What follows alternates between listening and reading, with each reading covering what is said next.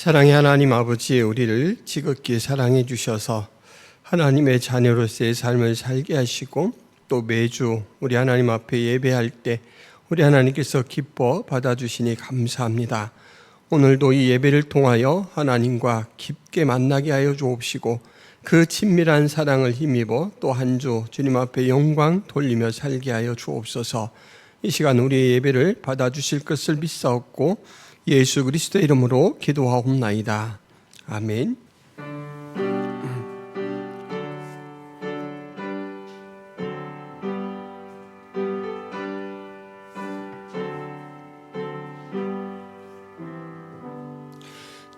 찬양 성부 성자 성령 성삼위일체께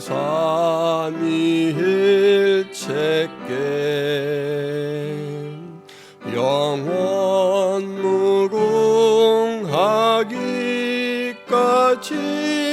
영광을 돌리세 영광을 돌리세.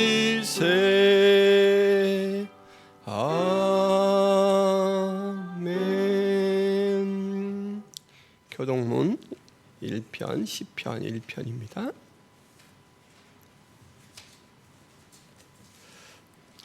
복 있는 사람은 악인들의 꾀를 따르지 아니하며 죄인들의 길에 서지 아니하며 오만한 자들의 자리에 앉지 아니하고 오직 여호와의 율법을 즐거워하여 그의 율법을 주야로 묵상하는도다. 그는 시냇가에 심은 나무가 철을 따라 열매를 맺으며 그 잎사귀가 마르지 아니함 같으니 그가 하는 모든 일이 다 형통하리로다. 악인들은 그렇지 아니하며 오직 바람에 나는 겨와 같도다. 그러므로 악인들은 심판을 견디지 못하며 죄인들이 의인들의 모임에 들지 못하리로다. 무릇 의인들의 길은 여호와께서 인정하시나 악인들의 길은 망하리로다. 아멘. 전능하사 천지를 만드신 하나님 아버지를 내가 믿사오며 그 외아들 우리 주 예수 그리스도를 믿사오니 이는 성령으로 잉태하사 동정녀 마리아에게 나시고 본디오 빌라도에게 고난을 받으사 십자가에 못 박혀 죽으시고 장사한 지 사흘 만에 죽은 자 가운데서 다시 살아나시며 하늘에 오르사 전능하신 하나님 우편에 앉아 계시다가 저리로서 산자와 죽은 자를 심판하러 오시리라. 성령을 믿사오며 거룩한 공회와 성도가 서로 교통하는 곳과 죄를 사하여 주시는 것과 몸이 다시 사는 것과 영원히 사는 것을 믿사옵나이다. 아멘. 자리에 앉으셔서 84장 함께 찬양합니다.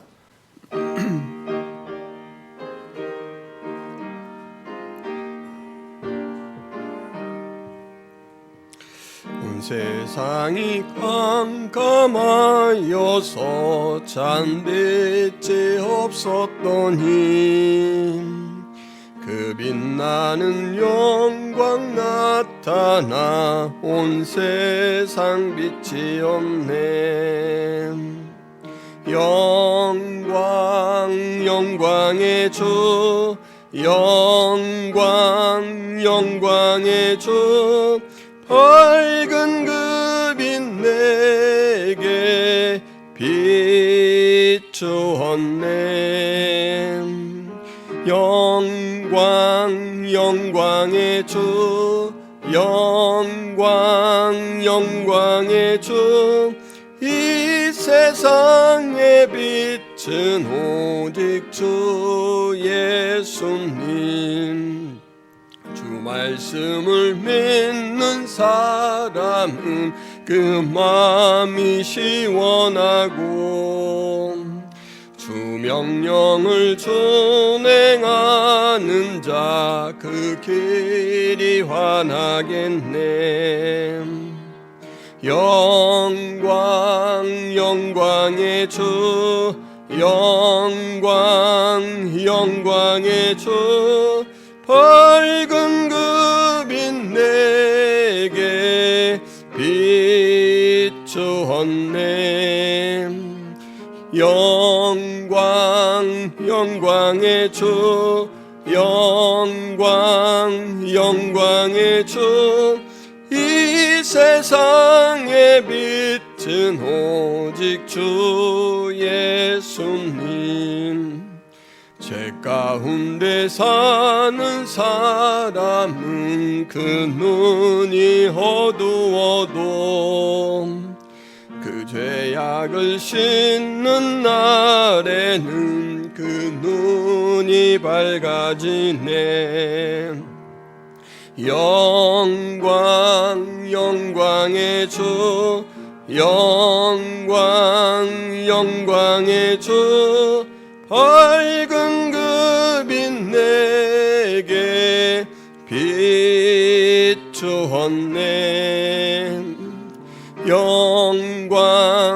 영광의 주, 영광의 주.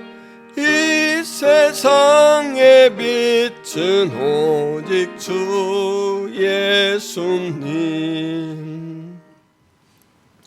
사랑이 풍성하신 하나님 아버지, 오늘도 예배의 자리에서 우리 하나님 앞에 영광 돌리게 하신 것 감사합니다.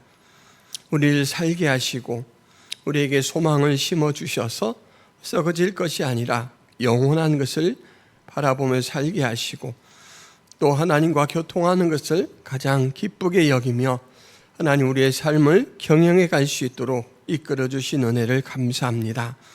이 시간 먼저 우리의 죄와 허물을 자복하며 용서를 구합니다.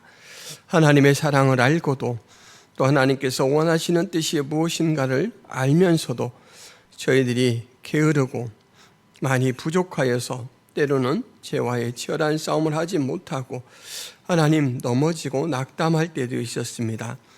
이러한 모든 마음들을, 하나님 잘못들을 주 앞에 토로하오며 용서를 구하옵고, 또 이것들을 이겨낼 새 힘을 주 앞에 요청하오니 우리 하나님 모든 죄를 도말하여 주옵시고 새 은혜로 충만케 하여 주옵소서.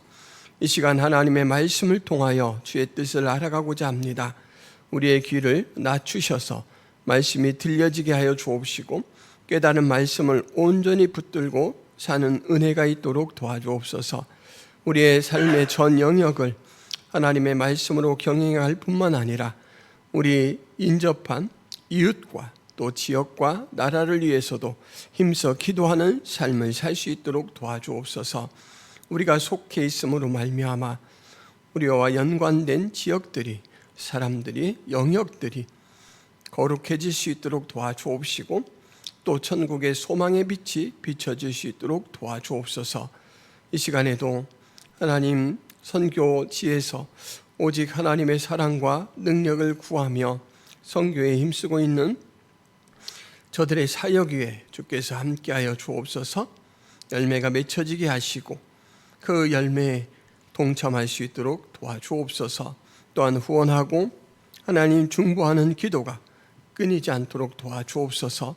김포 성화교회가 2025년도에는 우리 하나님을 힘써 더욱 알아가고자 합니다.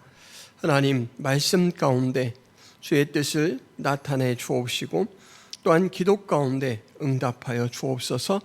성도들 간 서로의 교제의 삶 가운데 살아 역사하시고 친히 인도하시는 하나님의 그 인도의 손길을 볼 수 있도록 도와주옵소서.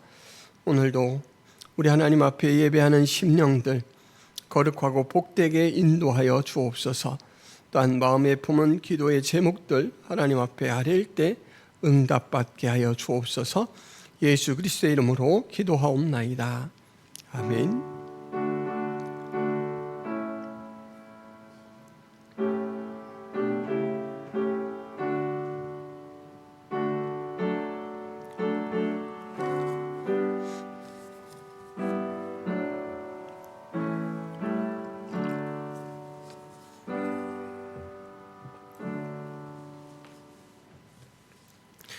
교회 소식을 말씀드리겠습니다. 김포 성화교회에 오신 성도 여러분을 주님의 이름으로 환영하고 축복합니다. 올해 교회 표어는 힘써 하나님을 알자입니다. 근거 말씀은 호세아 6장 3절 말씀입니다. 오늘 오전 예배 후에는 전교인 식사 교제가 있습니다. 특별히 굴찜을 하게 됐으니까 한 번도 돌아가지 마시고 드시기를 바랍니다. 식사 교제를 통해서 서로 삶을 나누고 또 기도의 제목들을 함께 나눌 수 있기를 바랍니다. 오후 시간에는 소그룹 성경 공부를 합니다. 성경 인물 집중 탐구 3권 46과 멸시받던 세리마태에 대해서 합니다.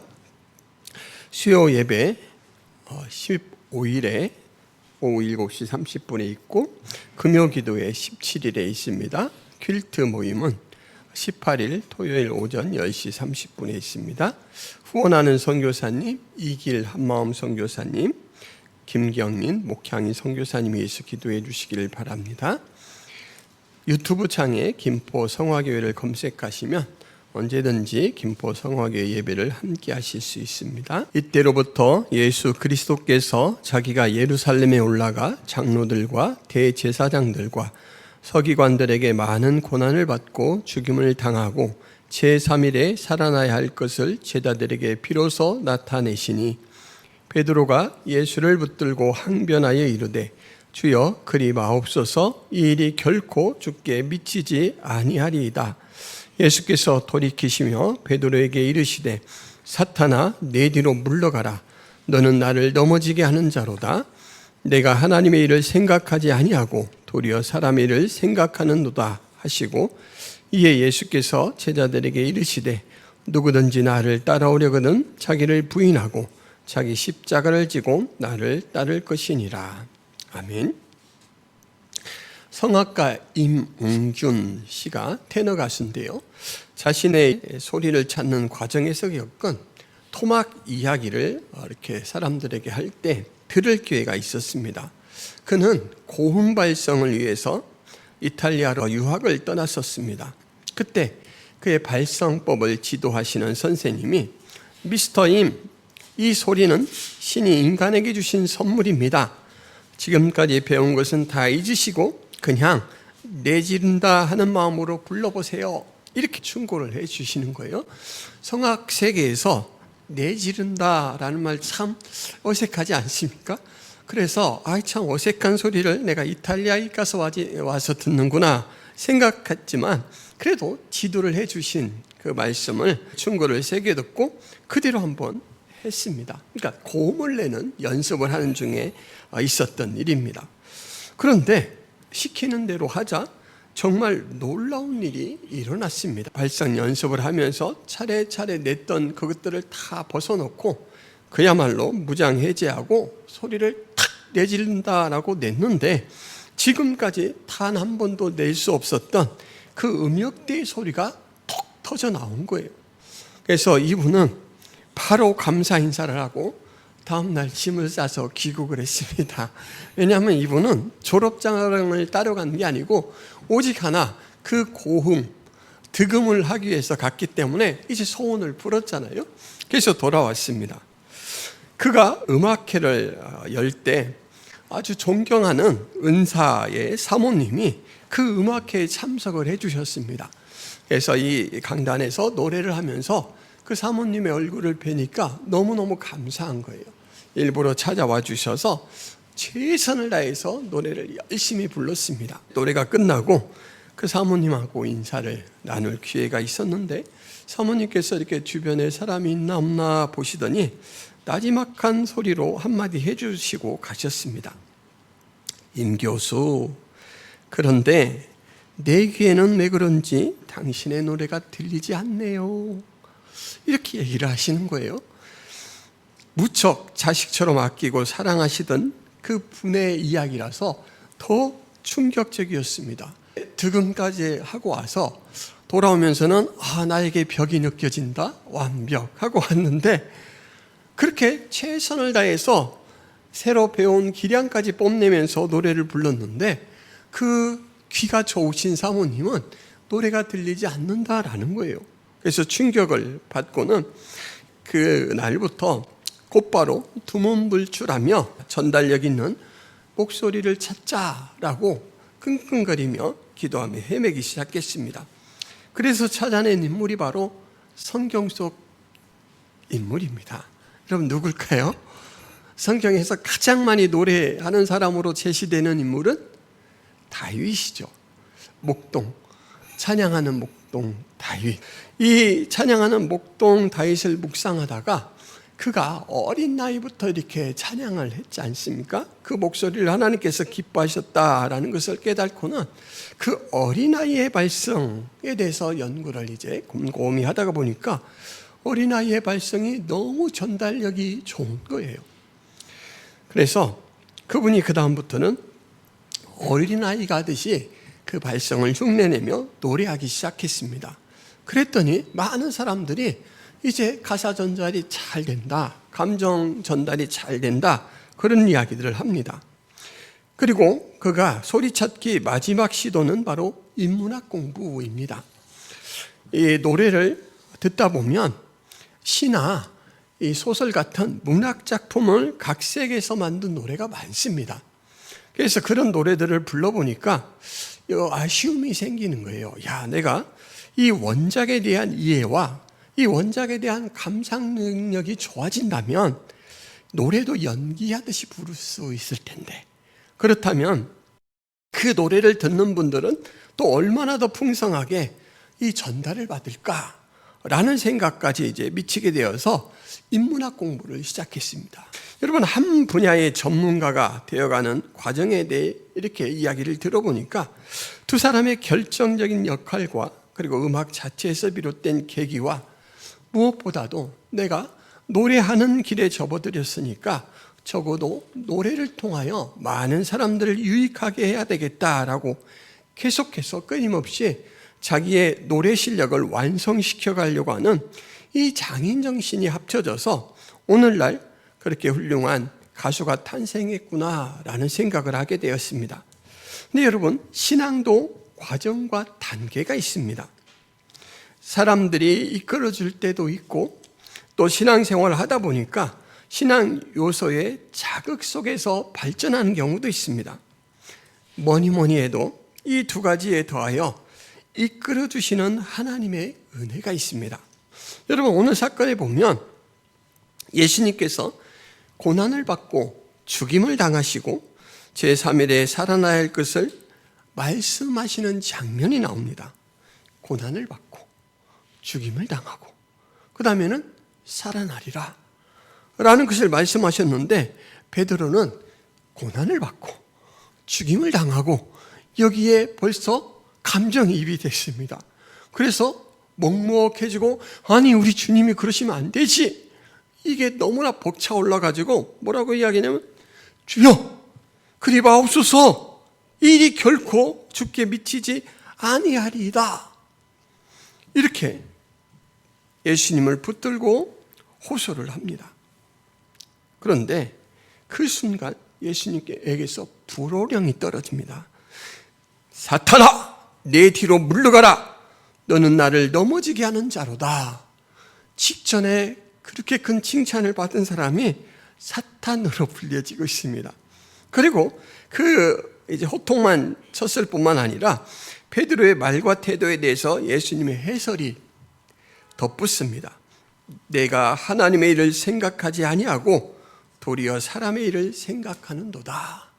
좀 전까지는 하나님 주신 지혜로 세상 사람들이 깨닫지 못했던 예수님의 존재에 대해서 쫙 얘기를 해서 칭찬을 받았는데, 지금은 너는 하나님의 뜻을 도무지 알지 못하고 무조건 사람의 생각으로, 인정으로만 이 사건을 받아들이느냐.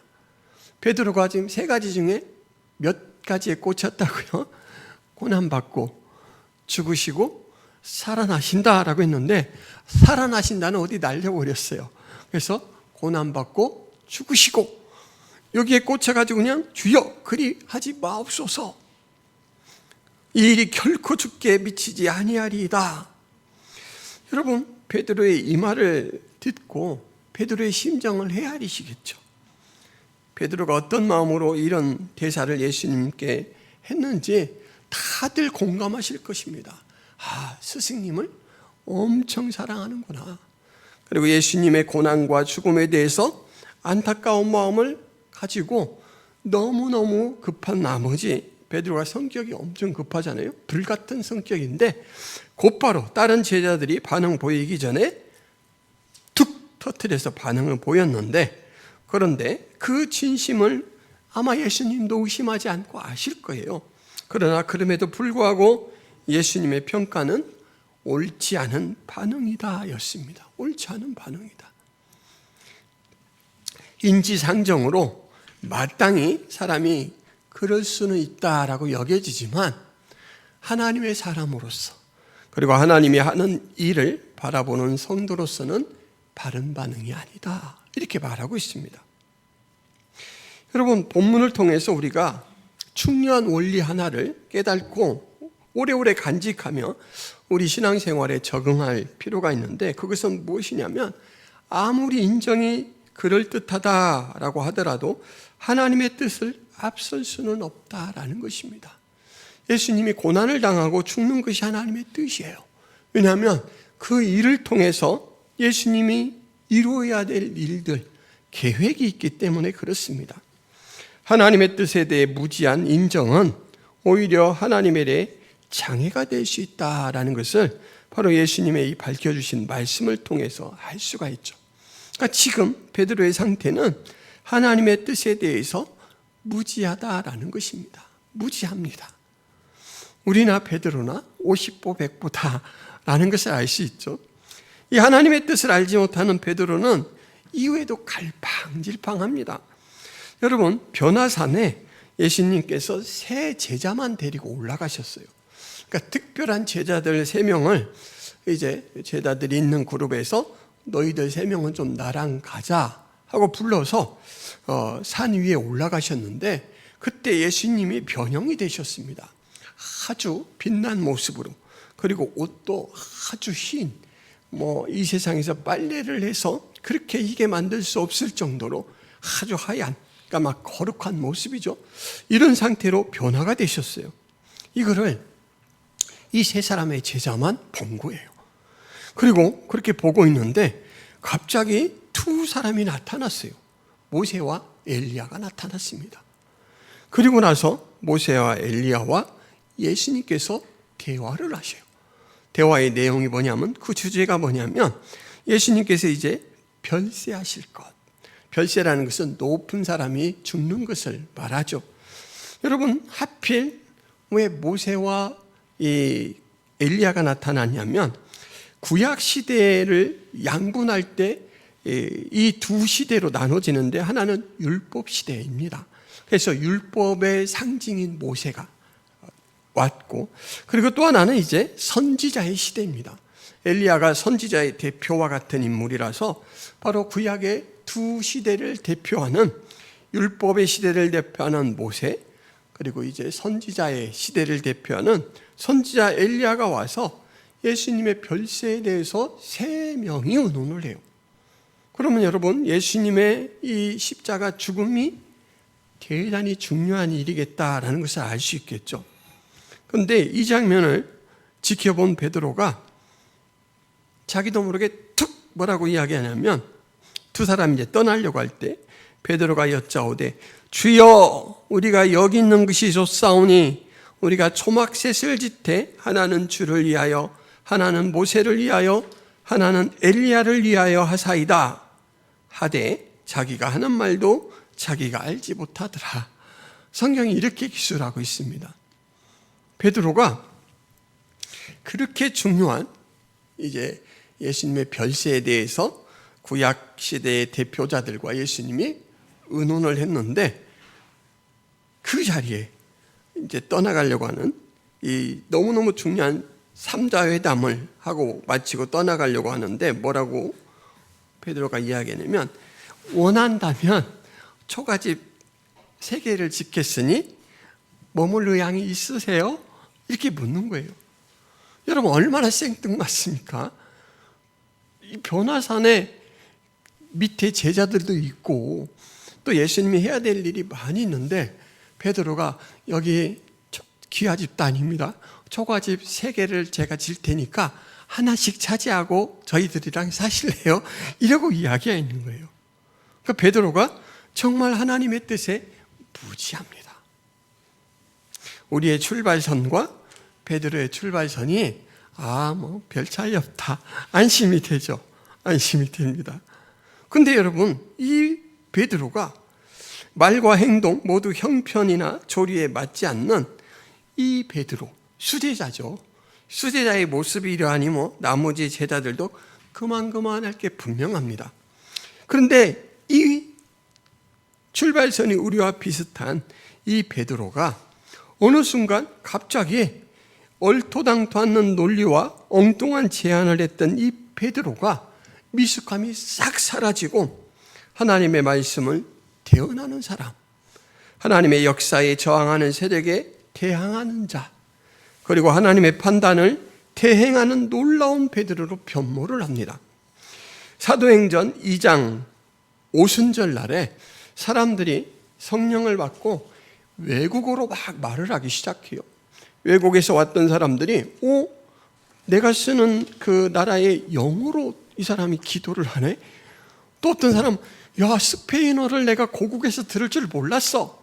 어떤 사람은 아나따오 막 이런 일본어로 해요. 그러니까 낮술 먹고 이렇게 다 취한 거야?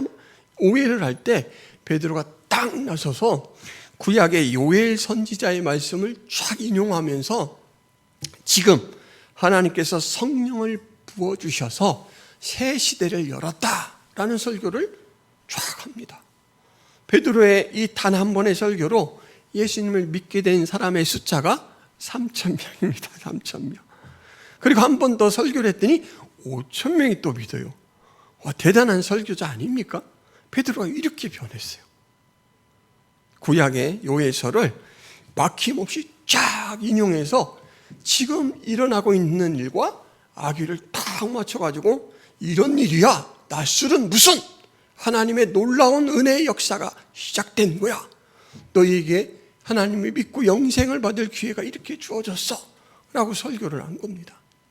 사도행전 4장에 보면 이들이 복음을 막 계속 전하고 예수님에 대해서 전하니까 이제 제사장들과 서기관들이 잡아다가 문초를 하고는 다짐을 받기 위해서 이렇게 말합니다.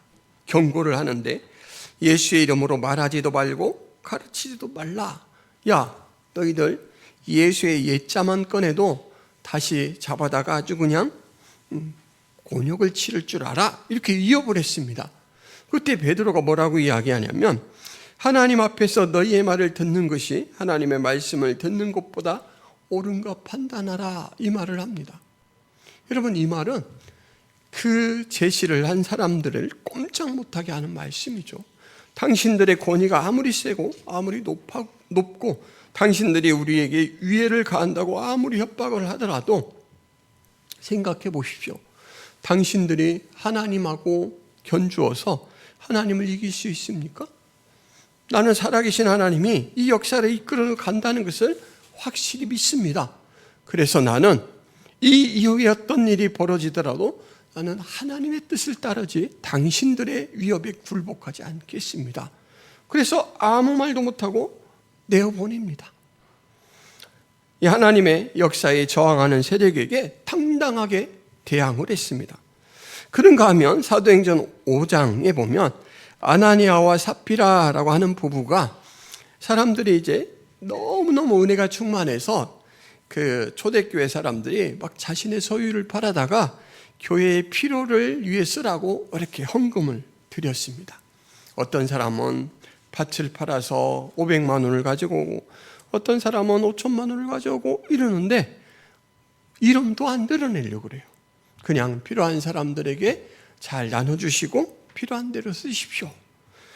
그랬더니 이제 그렇게 한 사람들이 참 믿음이 좋다라고 높여지고 그렇게 사람들에게 인정을 받으니까 그것을 옆에서 이렇게 보고 있던 아나니아와 삽비라가 여보, 우리도 저 밭 응달밭이라고 농사 잘 안 되는 그 밭 있잖아요.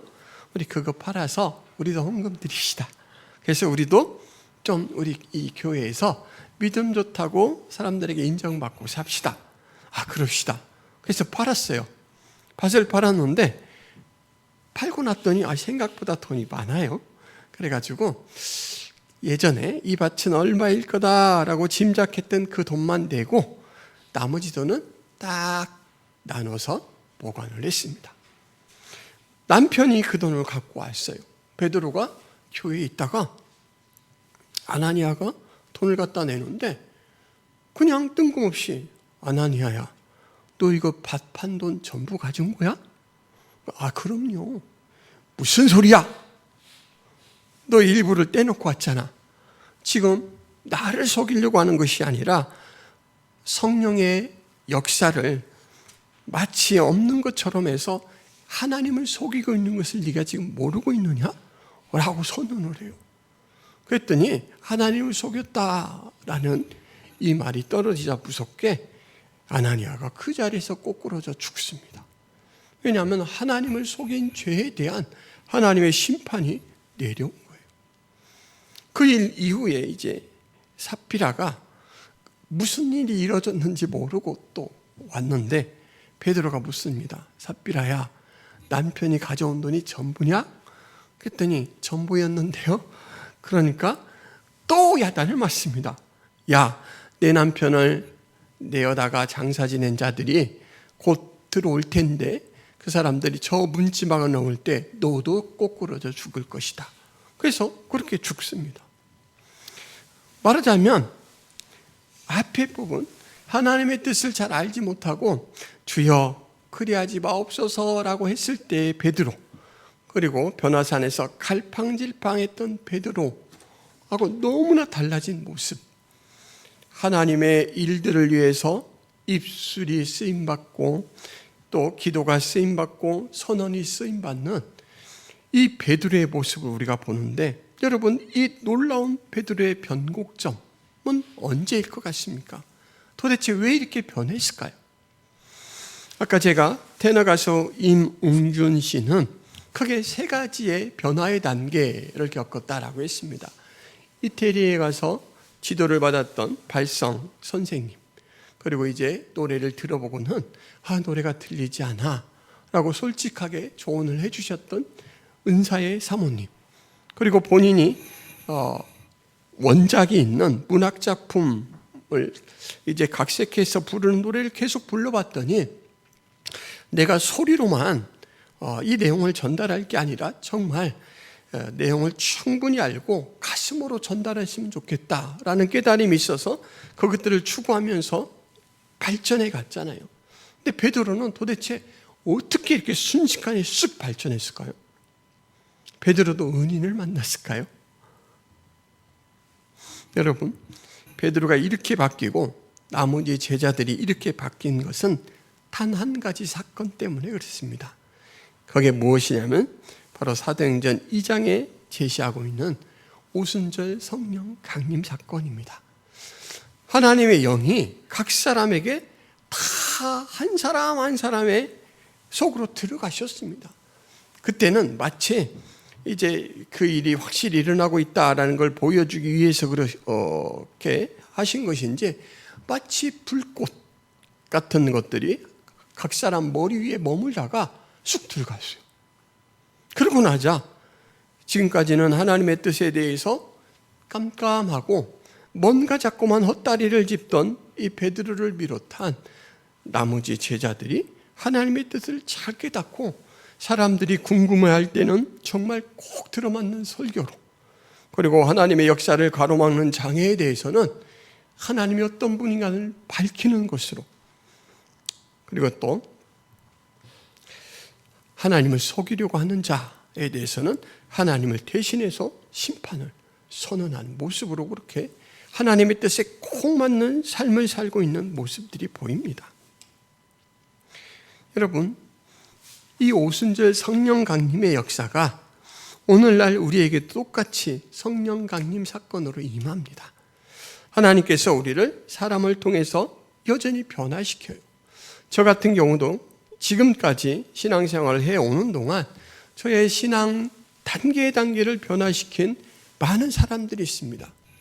그 중에 한 사람이 제 아들입니다. 열이 펄펄 나서 제가 이제 응급실을 가야 되나 말아야 되나 막 그 밤늦게 안절부절하면서 밖에 내놨다가 안으로 들여왔다가 닦아줬다가 다시 열 체크했다가 이러고 이제 택시를 부를까 말까 엉덩이를 막 뗐다 붙였다 하는데 갑자기 정신없는 아들이 눈을 이렇게 뜨더니 아빠 기도해 주세요 이러는 거예요. 제가 전도사인데 저는 기도할 생각은 못하고 응급실 택시는 제 시간에 도착할까? 지금 가야 응급실에 늦지 않는 거 아니야? 골든타임을 유지하는 거 아니야? 이러고 있었던 거예요. 근데 그 철부지 겨우 말이 트여서 많은 이야기도 할 줄 모르는 그 아이 입술에서 아빠 기도해 주세요 이 말이 나올 때 아유 정말 너무 부끄러웠습니다. 그런 과정들을 통해서 하나님이 이렇게 여기까지 세워주셨어요. 사역을 하다 보니까 일들을 통해서 배우는 점도 많습니다. 제가 부목사로 섬길 때 개척을 하거나 청빙을 받아서 이제 담임 목사로 가신 분들이 하나같이 하는 얘기가 부목사와 담임 목사는 좀 다르더라 그래요. 제가 부목사잖아요 계속. 그래서 도대체 뭐가 다를까 궁금했어요. 그런데 아직도 부목사라서 담임 목사를 경험해 보지 못해서 몰랐잖아요. 여러분 저는 이제 담임 목사예요. 제가 그럼 알았을까요 몰랐을까요? 하나는 알았어요. 그게 뭐냐면 균형감입니다. 균형감. 담임 목사를 해보니까 교인 한 사람 한 사람의 생활이 다 느껴지고 그분들의 마음이 헤아려지고 그래요. 그런데 부목사 때는 나에게 호소하고 아파하는 사람 한 분에게 집중하면 돼요. 그런데 담임 목사가 돼서 모든 사람을 한꺼번에 아울러서 품어야 되는 입장이 되고 보니까 균형감을 이루는 게 참 좋아. 필요하다라는 생각이 들어요. 어떤 사람은 느끼는 통감이 너무 강해서 자기의 아픔이 세상이 꺼지는 나라를 잃는 것 같은 슬픔으로 다가와요. 그래서 그렇게 얘기를 해요. 그런데 어떤 분은 대수롭지 않게 얘기를 하는데 그냥 심정적으로 와닿아요. 아, 얼마나 되게 어렵구나. 얼마나 아프구나. 그런데 절제하고 절제해서 이렇게 얘기하시는구나. 이것들이 파악이 돼요. 그 두 분이 교회 안에서 만날 때 그렇게 통감이 크신 분은 왜 저를 몰라주세요? 라고 서운해할 수 있잖아요. 그래서 또 그 안에서 서로 상처받지 않게 하기 위해서 또 중간 역할도 해야 되고 이러면서 야, 교회에서는 이 중간을 맞춰가는 게 참 중요하구나. 이게 담임 목사의 역할이구나. 이런 것들을 깨닫게 됩니다. 그러니까 저도 성장하는 거예요. 근데 여러분 가장 우리를 성장해 나가도록 이끌어주시는 분은 바로 하나님이십니다. 하나님. 베드로가 예수님에게 혼장담할 때 예수님께서 뭐라고 이야기하시냐면 베드로야 네가 나를 3번 부인할 것이다. 그랬더니 베드로가 자기에 있는 것 전부를 겁니다. 제가요 죽더라도 그런 일 없을걸요? 이렇게 혼장담하니까 예수님이 증거를 제시하였다. 닭 울기 전에 네가 나를 3번 부인할 것이다. 베드로가 이제 민감하죠. 닭 우는 소리에. 근데 정말 그 밤에 예수님이 잡혀간 곳을 따라갔다가 너도 예수랑 있던 사람 같은데? 그러니까 베드로가 도리도리 했어요. 아닌데요. 왜냐하면 잡혀서 요절을 할까 봐. 근데 또 지나가다 에이 확실히 맞잖아. 그랬더니 아니라니까요. 도리도리 했습니다. 여러분 베드로가 예수님께서 그렇게 배신할 거다, 부인할 거다라고 할 때 내가 죽을지언정 안 그럴 건데요 라고 했으니 얼마나 예수님 앞에 죄송할까요? 얼마나 면목 없을까요? 그런데 예수님이 부활하시고 나서 제자들을 찾아가십니다. 갈릴리 바다에 고기잡이 하는 그들을 찾아가셔서 예수님이 생선을 구워 놓으셔요. 그리고 이제 추운 데서 막 고기잡이 하느라고 지치고 힘든 제자들을 구운 생선을 먹입니다. 돌봐요. 그러고 나서는 베드로는 따로 데리고 둘만 한적한 곳에 가신 다음에 베드로에게 물어요. 베드로야, 이 사람들보다 네가 날 사랑하느냐? 그랬더니 베드로가 면목이 없어가지고 네 사랑하는데요? 이렇게 못합니다. 주여, 주께서 하시나이다. 이렇게 좀 빼고 이야기를 해요. 근데 예수님이 진심은 아시잖아요. 이야기를 듣고 또 물으세요. 베드로야, 네가 나를 이 사람들보다 사랑하느냐? 그랬더니 베드로가 주님 아시잖아요. 이렇게 얘기할 때마다 예수님께서 뭐라고 얘기하냐면 내 양을 먹이라, 내 양을 치라, 이걸 확인시켜 주셨습니다. 베드로의 마음속에 숨어있는 그렇지만 저는 3번 부인했을 망정 주님에 대한 뜨거운 사랑은 변함이 없어요 라고 한 그 진정한 고백을 불러내셨어요. 베드로야, 내가 네 입으로 다 들어. 그리고 네 마음이 진심인 것을 내가 알아. 받아들여. 그렇게 들으시고 나서 베드로에게 제 신임, 내 양을 치라라고 죄이임을 해주십니다. 출발선이 우리랑 비슷해서 에이 뭐 사도도 별거 없네 이렇게 안심을 했는데 하나님이 붙들어 주시니까 그렇게 성장했어요. 여러분도 하나님이 붙들어 주실 때 그렇게 성장합니다, 여러분. 그리고 하나님은 붙들어 주십니다. 왜냐하면 그것이 하나님의 사랑법이기 때문이에요. 하나님의 뜻을 알아가야라고 하는 것은 우리가 느끼는 필요성보다 하나님이 원하시는 소원이 훨씬 강해요. 너희들이 내 뜻을 알면 나를 외면하지 않을 텐데, 나를 겁내지 않을 텐데, 다른 것이 아니라 내가 주는 것으로 말미암아 기쁨을 누릴 텐데, 이런 안타까움을 하나님은 가지고 계십니다. 그래서 하나님께서는 멀리 서서 지켜만 보시지 않고 하나님께서 계속해서 우리의 역사 가운데 개입을 하셔요. 오늘 말씀 읽은 본문의 마지막 절이 24절.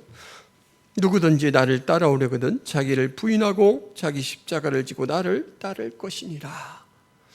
이 말씀이 딱 제시가 되어 있어서 와, 십자가의 길, 예수님을 쫓는 길은 무지 힘든 길이겠구나, 어려운 길이겠구나. 여러분 이런 생각 드십니까? 안 드십니까?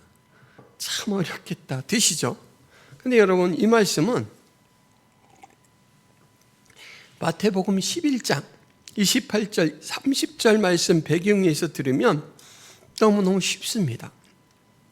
수고하고 무거운 짐진 자들아 다 내게로 오라. 내가 너희를 쉬게 하리라. 나는 마음이 온유하고 겸손하니 나의 멍에를 메고 내게 배우라. 그리하면 너희 마음이 쉼을 얻으리니 이는 내 멍에는 쉽고 내 짐은 가벼움이라 하시니라. 마음만 내어주고 방향만 맞추고 예수님께 찾아오면 예수님께서 그 멍에를 같이 치시겠다라는 것입니다. 그래서 자기를 부인하고 십자가를 지는 일이 우리의 생각만큼 어렵지 않습니다. 주님께서 제시해 주시고 친히 함께 하신다라고 한다면 쉽다라는 것이죠. 베드로를 하나님께서 그렇게 돌보시죠. 찾아오셔서 사랑을 오롯이 받고 그 사랑이면 된다, 베드로야. 나를 부인했던 것 깨끗이 잊어버려라. 내가 너를 제 신임하고 내가 내 목숨값으로 산 이 양들을 너에게 맡겨주지 않느냐.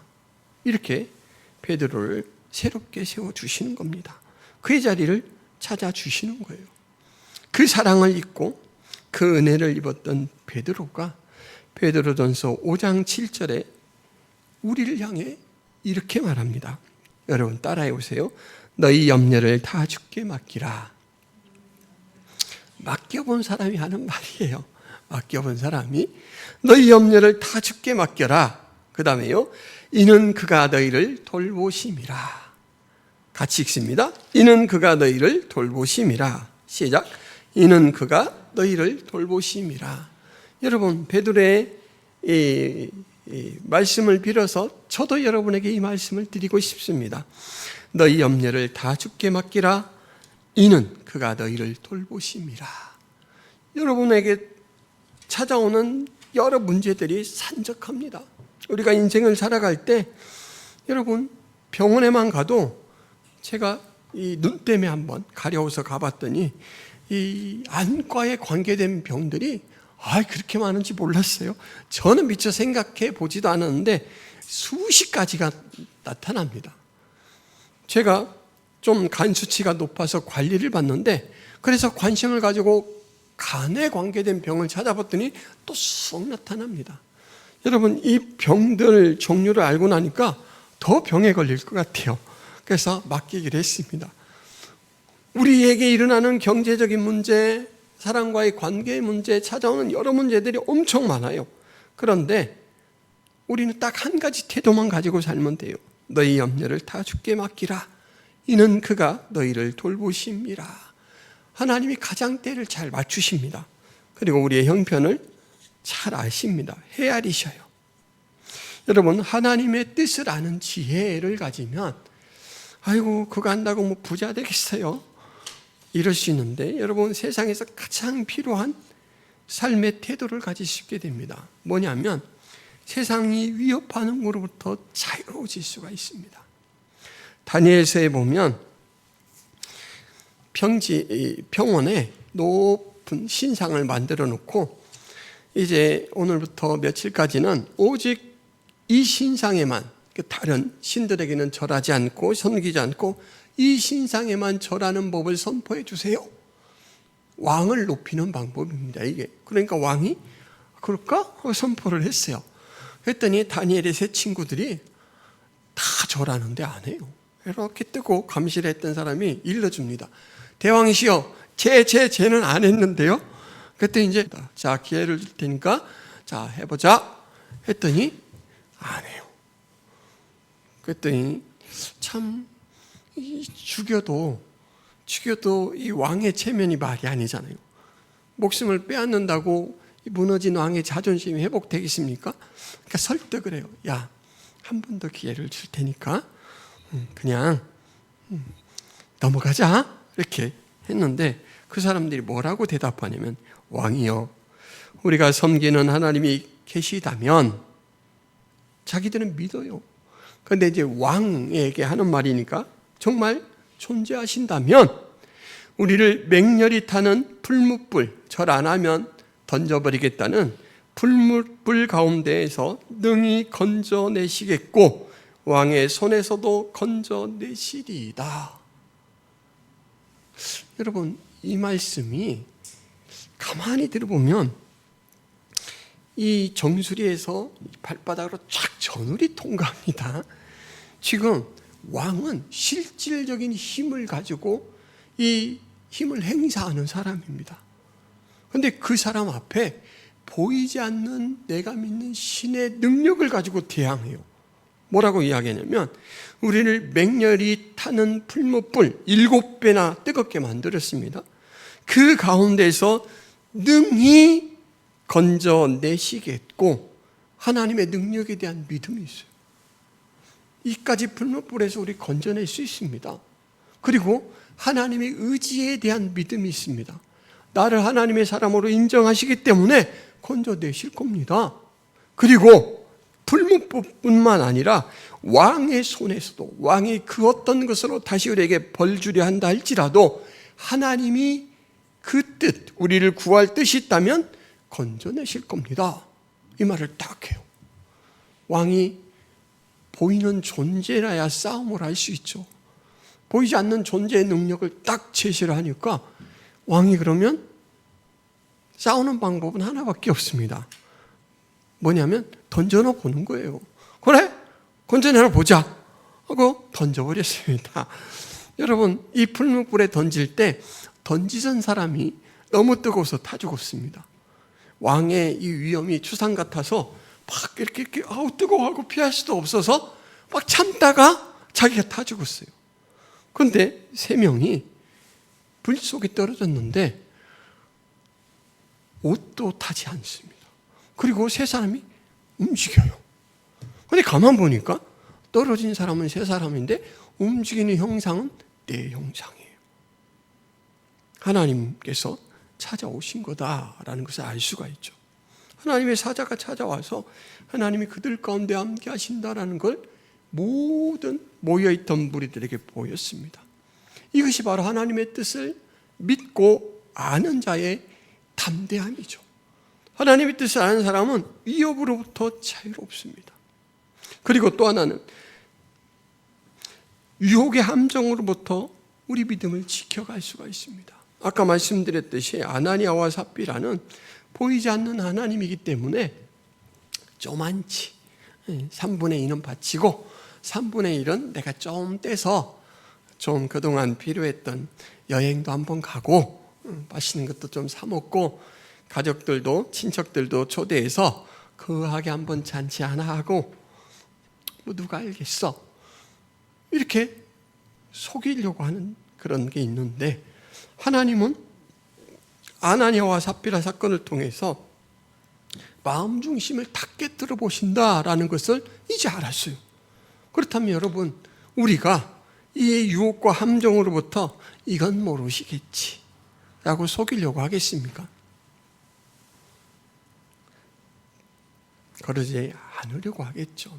그래서 하나님의 뜻을 아는 지혜는 우리가 바른 신앙생활을 할 수 있도록 차로로 치우치지 않는 기준을 제시합니다. 우리가 하나님의 뜻을 찾으려고 전념하고 작은 부분까지 심혈을 기울이고자 노력하는 그런 태도를 보일 때 하나님은 사람을 보내 입술을 여셔서 아빠 기도해 주세요 이 한마디로 하나님의 사자의 음성을 듣게 하시고, 또 주변에 함께 신앙생활하는 사람들의 위로 권면을 통해서 움츠러 들였던 어깨를 펴게 만들어 주십니다. 사건을 통해서 그렇게 역사해 주셔요. 그러면 여러분, 오늘 제가 이 한 말씀 권면을 드리면서 설교를 마치려고 합니다. 야고보서 1장 5절 말씀. 너희 중에 누구든지 지혜가 부족하거든 모든 사람에게 후히 주시고 꾸짖지 아니하시는 하나님께 구하라 그리하면 주시리라. 힘써 하나님을 알자. 하나님 뜻, 하나님을 아는 방법. 야고보서 1장 5절에는 뭐라고요? 기도하면 주신다라는 것입니다. 여러분 힘써서 기도하시기를 바랍니다. 주신다라고 했으니까 찾아서 소유할 수 있기를 바랍니다. 기도하겠습니다. 하나님 아버지, 베드로가 하나님의 뜻을 알지 못할 때는 사단의 행사처럼 하나님의 거룩하신 계획에 방해자였으나 오순절 성령께서 강림하시고 나서는 하나님의 뜻을 대언하는 자로, 하나님께서 친히 판단하시는 것을 행하는 자로, 또 하나님의 뜻을 대항하는 자에게 오히려 대항자로서 역할을 하는 것을 봅니다. 우리가 그러한 하나님의 뜻을 분별하는 모습 때문에 하나님 앞에 그러한 영광을 돌리고 바른 신앙의 그러한 자세를 가지고 살아갈 수 있도록 도와주옵소서. 우리의 부족함을 늘 기억하며 항상 주시고자 하시는 하나님 앞에 구하는 기도를 드리며 사는 저희들 되게 하여 주옵소서. 예수 그리스도의 이름으로 기도하옵나이다. 아멘.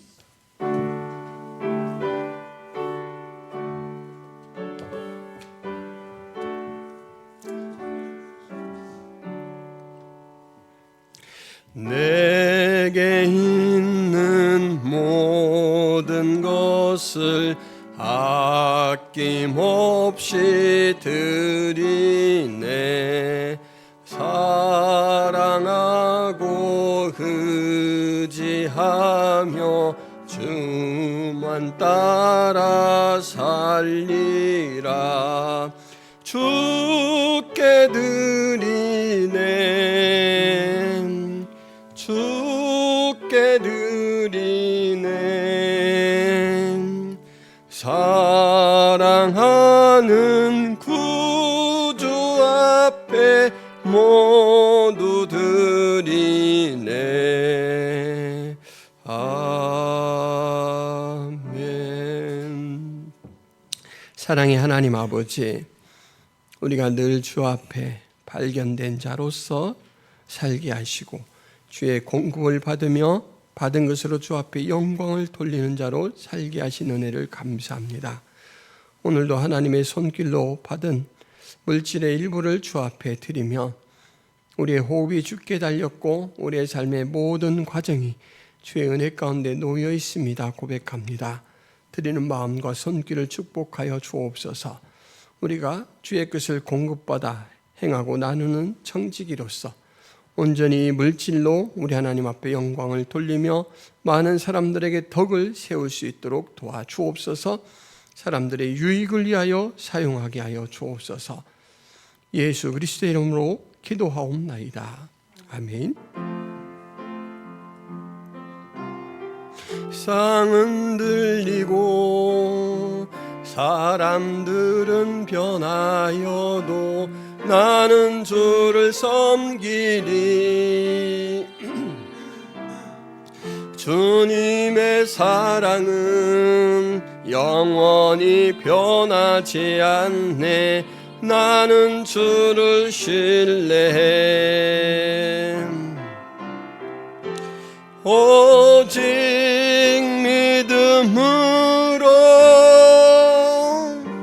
믿음으로 내가 살리라. 오직